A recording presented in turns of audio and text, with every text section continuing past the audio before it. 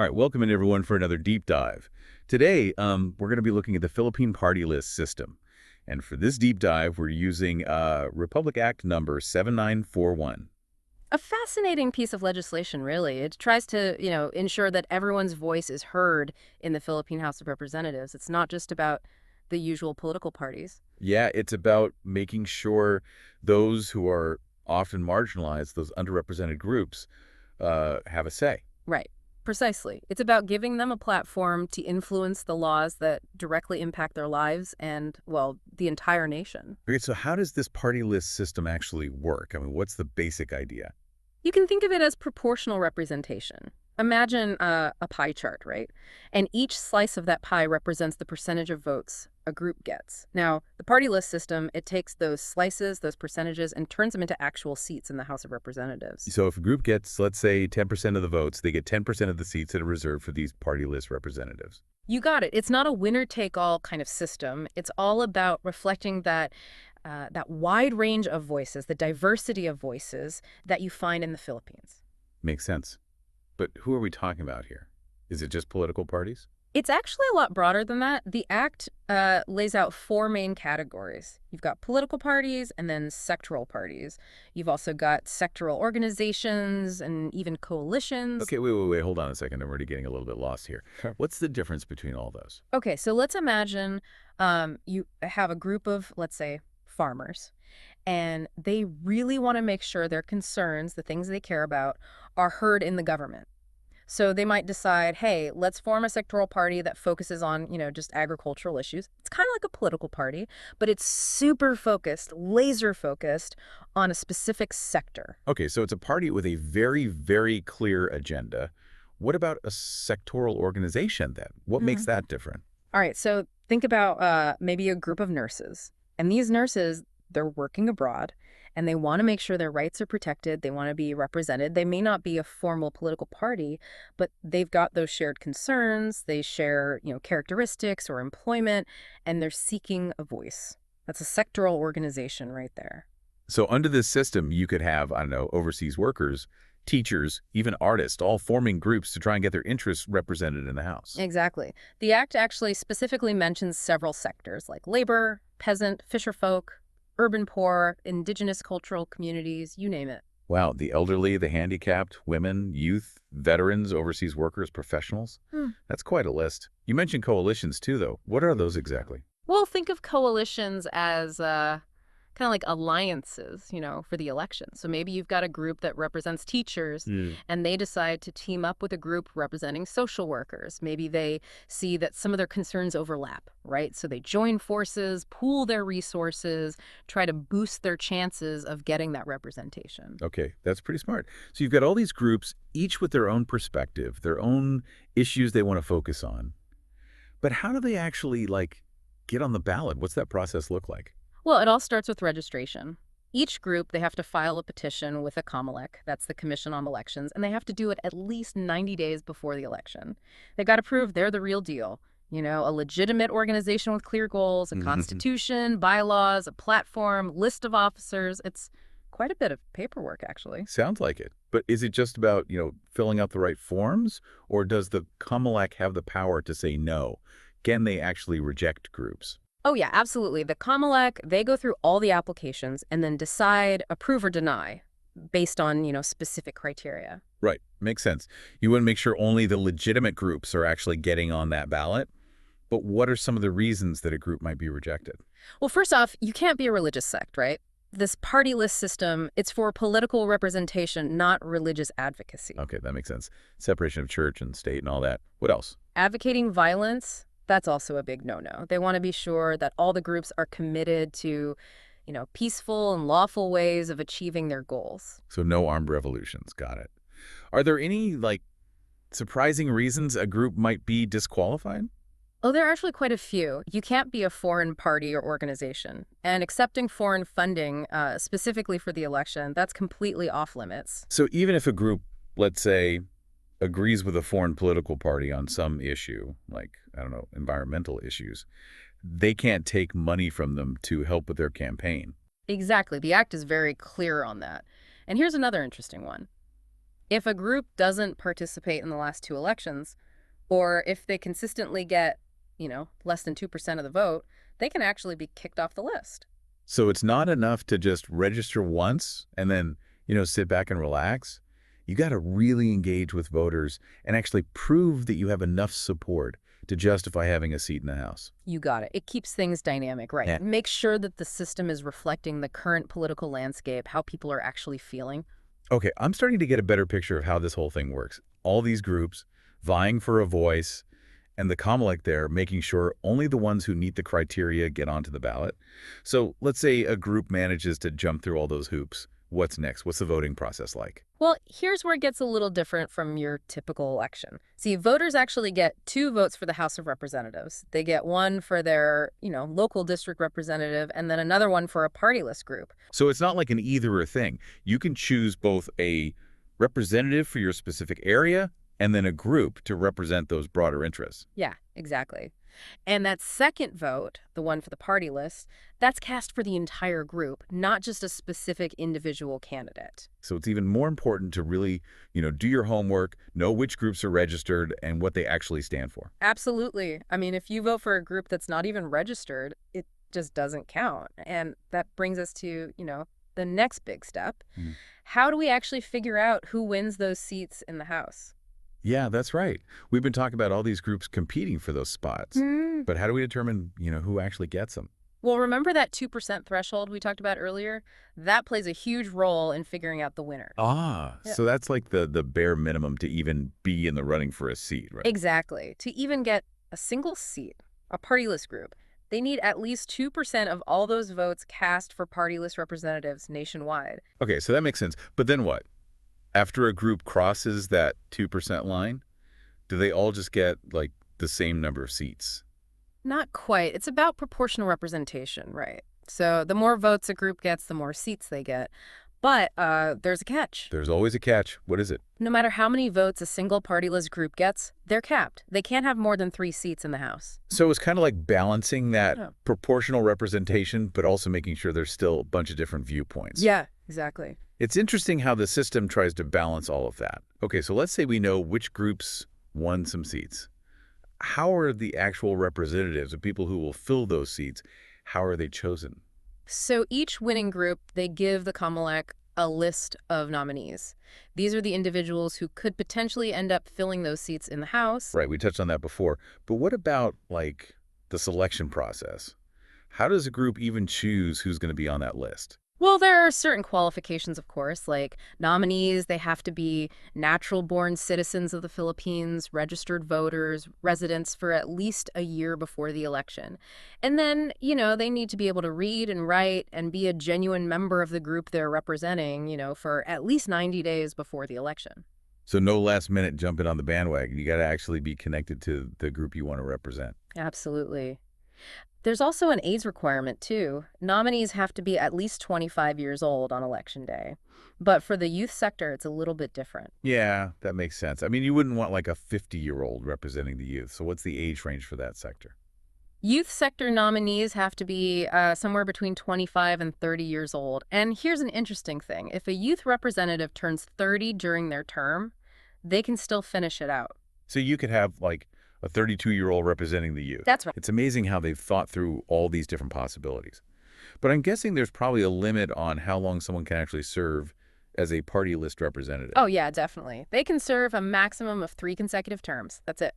So no one's holding on to power for too long. Right. There's got to be some turnover. Okay, now here's a question that just popped into my head. What happens if, let's say a party list representative, decides to switch teams midterm? Like they change their political party or decide, hey, I want to represent a different sector now. What happens then? That's a big deal, actually. If they switch their political party or sectoral affiliation while they're still serving their term, they lose their seat. That's it. Wow. So there's some real consequences for switching sides. It's not something you do lightly. But what about if a seat just becomes vacant before the end of a term? Does the group have to, like, hold a mini election to fill the spot? Nah, it's actually much simpler than that. Remember that list of nominees each group gives to the Comelec? Well, if a seat opens up, it's automatically filled by the next person on that list. So it's like a line of succession almost. You got it. And if they, run out of names on their original list, they can just submit some new ones to the Comelec. Okay, that's pretty interesting. So we've covered who gets to be representative, how Yeah. long they can serve, what happens if they switch sides or if a seat opens up. What about the day-to-day stuff? Are party list representatives paid the same as, the regular members of the House? They are. They get the same salaries and benefits, which makes sense, right? I mean, the work they're doing is just as important in shaping the laws of the nation. This has been a whirlwind tour of the Philippine party list system. It is way more complex than I ever realized. So many moving parts. Yeah, it really speaks to the goal of having a truly representative government, though. It's not perfect, but it's fascinating, right? All these questions about power and inclusion and how to make sure that all those voices are actually heard in a democracy. It really is. Yeah, And it's given me a lot to think about. I feel like we've just scratched the surface, though. There's still so much more to explore. absolutely. There's so much more to uncover. We'll be back in a moment to keep digging deeper into the nuances of this system. Stay with us.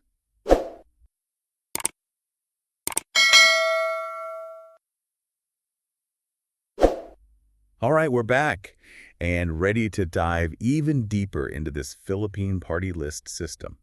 I have to say, exploring this act has been it's been really eye-opening. It's like every time we peel back a layer, things just keep getting more and more intricate. It really is amazing how this system tries to juggle all these different competing interests. It's like this constant back and forth between, making sure you have proportional representation, but then also making sure there's a diversity of viewpoints and that the groups who might not normally have a voice actually get a chance to speak up. Yeah, you're right. It's like a constant balancing act. We've spent a good chunk of time talking about like the nuts and bolts, right? The registration process, how the voting works, how those seats get divvied up. But I'm really curious about the actual impact. Like, does this system, does it actually succeed in empowering those marginalized groups? That's the big question, right? And there's no simple answer. Just because you've got a seat at the table, that doesn't automatically mean things are going to change. Yeah, being in the room is one thing, but actually having your voice heard, having your concerns shape those laws being made, that's a whole different ballgame. Imagine you're a representative from a group that advocates for, let's say, indigenous communities. You've got this incredible opportunity to, really shape policy, but you're also facing a whole new set of challenges, Right? right? Yeah, like what kind of hurdles are these groups up against? Yeah. What makes it so difficult? Well, there's the whole, learning curve of navigating the legislative process. It's a complex beast, with its own rules, its own procedures. You have to build alliances, negotiate with other representatives, just to make sure that, your concerns are even on the table when they're debating these bills. That's a lot to handle. Yeah, I can imagine that can be really intimidating, especially for people coming from communities that, maybe haven't traditionally had a lot of political power. They might not have the same level of experience or, access to the resources that some of those more established players have. Exactly. It's not, a perfectly level playing field. Mhm. And then you have to think about the potential pushback, right? Not everyone is happy about having to share the spotlight. So it's not just about winning that election. It's about actually fighting to make a difference once you're in office. It makes you think about the dynamic within these groups themselves too, right? Oh, that's a huge point. Remember, these party list groups are representing a lot of different people, a lot of different viewpoints. Even within one sector, you're going to have a lot of different opinions about, the best way to address their needs. Yeah, totally. Like take the labor sector. You might have a group representing factory workers, another group representing teachers, maybe another group representing freelancers, right? And they're all going to have their own concerns, their own priorities. Precisely. So how do these groups manage those disagreements? How do they make sure that everyone, all of their members, feel like their voices are being heard, like they're being represented? Yeah. And on the flip side, how do voters hold those groups accountable? How do they know if the representatives they chose are actually fighting for what they promised? These are all great questions. And Yeah. they get at the heart of this, this ongoing debate about how well the party list system is actually working. I've read articles that say it's been a huge success. It's given a platform to communities that were completely ignored before. It's led to, new laws being passed that specifically address their concerns. But then you read other articles that say, the system's been hijacked by more powerful political interests, that it's Yeah. lost sight of its original goal. And there are concerns about how transparent things are when those nominees are being selected, and the potential for, well, let's call it cronyism within some groups. And of course, there's this question of whether that 20% of seats, if that's truly enough to represent all the different voices in Philippine society. It's a system with both strengths and weaknesses, that's for sure. Yeah. And it's not static, right? It's constantly changing. I remember reading about proposals to, tweak things to reform the system. Try and address some of those concerns and make it even more representative. It is encouraging to see that people are actually engaged with the system, that they're trying to make it better, to make sure it's actually doing what it was set up to do. Before we move on, I want to go back to something you mentioned earlier about the Comelec's role in all of this. We've been talking about them as, gatekeepers, but their influence goes way beyond just saying yes or no to those applications. Oh, absolutely. I mean, they have a big say in how this party list system actually functions. They look at those petitions, they decide who gets registered, and they can even kick a group off the list if they break the rules. That's a ton of responsibility. It makes you wonder about, their own biases, their potential for influencing things. How can we be sure that the Comelec itself is being fair and transparent in their decision making? That's a great point. Even in a system that's supposed to promote fairness, there's always the chance for human mistakes or even manipulation. That's why it's so important to keep an eye on things to have that public scrutiny and engagement. It's a good reminder that you can't just, set up a system and then walk away. You have to keep checking in, keep everyone accountable, from the party list groups themselves all the way up to those institutions that are supposed to be overseeing the system. Exactly. And that's what really makes a democracy strong that constant vigilance, the active participation. It's an ongoing process, a constant striving to do things better. And the party list system, with all its quirks and its challenges, it's really a reflection of that. I have to say, this deep dive has really changed how I think about this whole system. It's not just some set of rules, it's a reflection of this constant struggle to achieve representation and inclusivity in a democracy. And it's a reminder that we can't afford to be complacent. We have to question, scrutinize, and always work to improve the systems that we have. We have to make sure they actually serve everyone. This has been such a thought-provoking conversation. I feel like we've explored so much, but we've also just barely scratched the surface. That's the thing about these deep dives, right? They get you curious. They make you want to keep digging. They really do. We'll be back in just a minute with some final thoughts and insights on this fascinating Philippine party list system.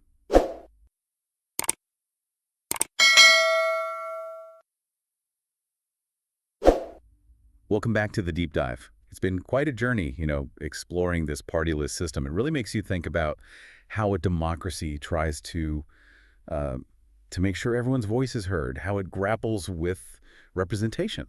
I agree. It's been a fascinating deep dive. We started with the mechanics how it all works on paper, and then we got into those deeper questions about power dynamics and how we can really achieve inclusivity.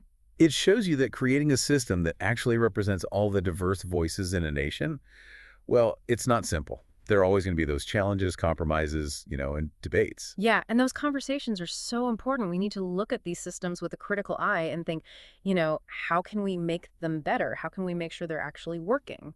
Absolutely. So as we wrap things up here, let's bring it back to our listener for a minute. Why should they care about this Philippine party list system, even if, they're not directly involved in Philippine politics? What are the big takeaways here? That's a good question. I think there are some important lessons here that they go way beyond the Philippines. For one, it highlights just how important those electoral systems are in shaping representation. How we structure our elections, well, that has a huge impact on who gets elected and whose voices actually get heard in government. It reminds us that democracy isn't just about, whoever gets the most votes wins.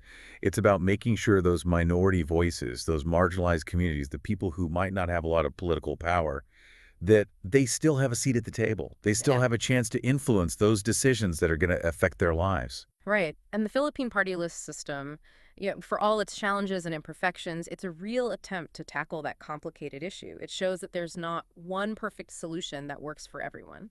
Every democracy has to find its own way of balancing those competing interests and making sure its institutions are really representative of the people. This deep dive has also shown, just how important civic engagement is. It's not enough to just sit back and watch. We need to be informed about the candidates, the issues. We need to participate in elections, and we need to hold our elected officials accountable. Yeah. We all have a role to play in shaping the future of our democracies. Apathy is not an option, really. If we want these systems to work, if we want them to reflect the will of the people and actually serve the common good, well, then we need to be active participants. We need to be informed citizens. We need to use our voices. Mm. This whole exploration has really driven home the point that democracy, it's a work in progress. There's no perfect system. There's no, magic formula that guarantees fairness and representation. Mhm. It takes constant work. It takes compromise, and it takes adaptation. We need to be willing to try new things, to learn from our mistakes, and to constantly try and make our systems better so they better reflect the needs and the hopes of everyone. I couldn't agree more. And that brings us to our final thought-provoking question for our listeners today. The party list system, as we've seen, it's all about amplifying those voices that are often marginalized. But does it actually achieve that goal? What kind of obstacles do these groups face when they're trying to make their voices heard within, what can be a very complex and competitive political system? That's a fantastic question to leave our listeners thinking about. This conversation, it doesn't end here. It's really an invitation to keep learning, to keep questioning, to keep engaging with all the intricacies of democracy. Yeah, who knows? Maybe it'll be our listeners who come up with the next big solution, the next step in building a more inclusive and representative democracy. What a great thought to end on. Thank you all for joining us on this deep dive into the Philippine party list system. We hope you've learned something new and that you're inspired to keep exploring the world of politics and governance. Until next time, keep diving deep.